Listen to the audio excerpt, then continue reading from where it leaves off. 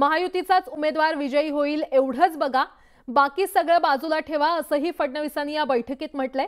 भाजप नेते हर्षवर्धन पाटील आणि विखे पाटील तसंच राम शिंदे यांच्या बैठकीत देवेंद्र फडणवीस यांनी हे स्पष्ट आदेश दिलेले आहेत। त्याचबरोबर मिशन 45+ यावरच संपूर्ण लक्ष ठेवा, अंतर्गत मतभेदांवरून महायुतीच्या उमेदवारावर परिणाम होता कामा नये असंही त्यांनी म्हटलेलं आहे।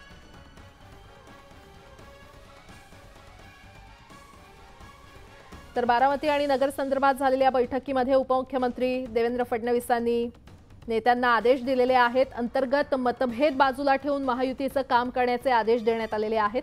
महायुतीचाच उमेदवार विजयी होईल एवढंच बघा, बाकी सगळं बाजूला ठेवा असं देखील फडणवीसांनी या बैठकीत म्हटलेलं आहे।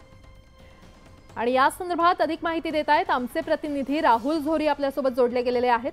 राहुल, अंतर्गत मतभेद बाजूला ठेवा असं म्हणत खरं तर फडणवीसांनी एक प्रकारे नेत्यांना तंबीच दिली आहे।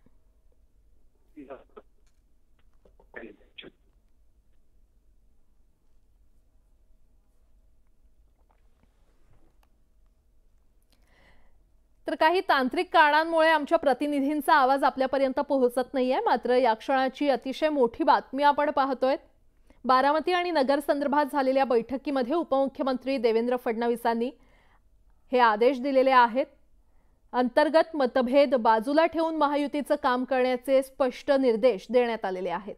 पुन्हा एकदा जाऊयात, आमचे प्रतिनिधी राहुल झोरी आपल्यासोबत जोडले गेलेले आहेत। राहुल, ज्या पद्धतीनं वारंवार भाजपमधली अंतर्गत नाराजी वारंवार चर्चा होत होती, नगरचा पट्टा असेल, बारामतीमध्ये ज्या पद्धतीनं शिवसेनेचे विजय शिवतारे वारंवार अजित पवारांना विरोध करत दिसतात, त्याच ठिकाणाहून हर्षवर्धन पाटील यांची देखील एक नाराजी वारंवार चर्चा होत होती। मात्र पुन्हा एकदा ही सलग दुसरी बैठक हर्षवर्धन पाटील आणि देवेंद्र फडणवीस यांच्यामध्ये झालेली आहे आणि आता सगळं काही बाजूला ठेवून केवळ आणि केवळ महायुतीच्या उमेदवाराला विजयी करण्यासाठीच पूर्ण लक्ष द्या, अंतर्गत सगळे मतभेद आता बाजूला ठेवा, मिशन 45 साठी या सगळ्या गोष्टी आता बाजूला ठेवा अशी एकंदरीत तंबीच याला म्हणता येईल। कारण फक्त बारामतीच नाही, माड्याच्या बाबतीत असेल किंवा नगरच्या बाबतीत असेल, या ठिकाणी देखील अनेकदा हा वाद निर्माण होताना दिसत होता।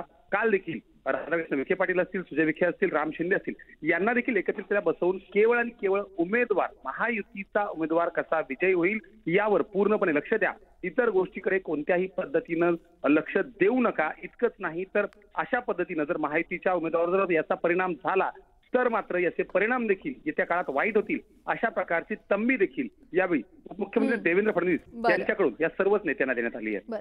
राहुल, धन्यवाद या सविस्तर माहितीसाठी।